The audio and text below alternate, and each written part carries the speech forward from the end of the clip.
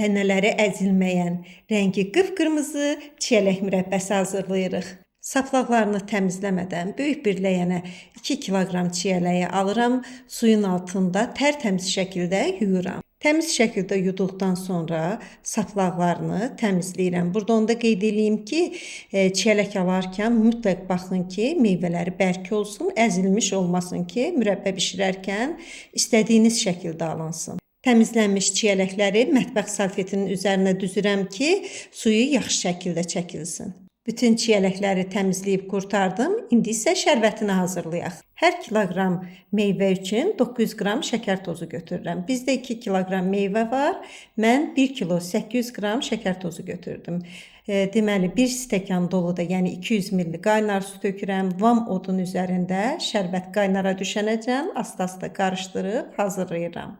2 yemək qaşığı da limon suyu əlavə edirəm. Siz istəsəniz limon duzu da əlavə edə bilərsiniz, təxminən 1 çay qaşığı. İndi isə meyvələri şərbətin içərisinə tökürəm. Onu da qeyd edeyim ki, əvvəl, yəni ki, qarışdırmıram. Gözləyirəm ki, qaynara düşsün. Ara-ara da ləyəni bax bu şəkildə silkələyirəm ki, kəfi üzərinə vursun. Artıq mürəbbəmiz tam qaynara düşüb, qazının da dərəcəsini axıracan qaldırmışam. Taxta qaşıqla bax üzərinə çıxan kəfləri bu şəkildə yığıram, meyvələri əzmədən. Onu da qeyd edeyim ki, mən çiyələk mürəbbəsini bir dəfəyə bişirirəm. Cəmi 25 dəqiqə qaynara düşdükdən sonra vaxtımızı alır, gür odun üzərində bir dəfəyə bişirirsiniz. Üzərinə kəflərini yığdıqdan sonra qalan kəfini də baxın mətbəx salfetini beləcə sərirəm üstünə. Qalan kəflərini də təmiz şəkildə yığıram. Mürəbbəmiz bişib, artıq tam hazırdır. Bişməsini də baxın belə salfetin üzərinə mürəbbənin suyundan damızdırın. Görürsünüz, artıq salfetə yayılmır. Olduğu kimi qalır. Deməli, mürəbbəmiz hazırdır.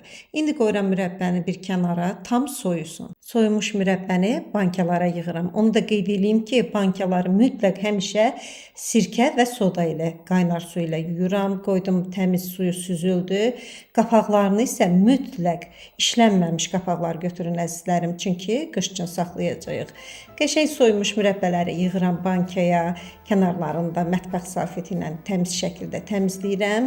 Ağzını möhkəm şəkildə bağlayırıq. İstəyirsiniz sərin yerdə, istəyirsiniz soyuducuda, il uzunu rahatçılıqla saxlaya bilərsiniz. Əgər videom sizin üçün faydalı oldusa, kanala abunə olmağı, rəy yazmağı, videonu bəyənməyi unutmayın. İnşallah gələn videolarda görüşərik. Sağ olun, salamat qalın.